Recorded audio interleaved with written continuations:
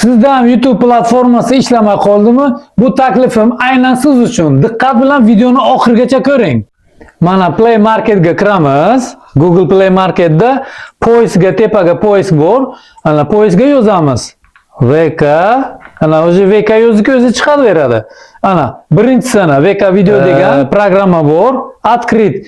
Endi men o'zi tortganman, skachat qilganman. Открыть qilamiz, ana shunday programma chiqadi. Bu YouTube'dan ancha tez, skorosti ham tez.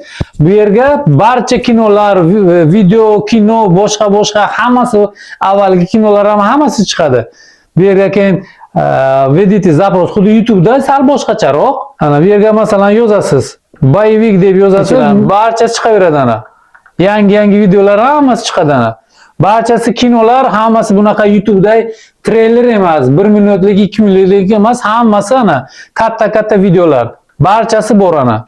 Video ma'lumotimiz sizga qiziq bo'lsa, kanalimizga obuna bo'ling, like, podpiska bilan qo'llab-quvvatlang.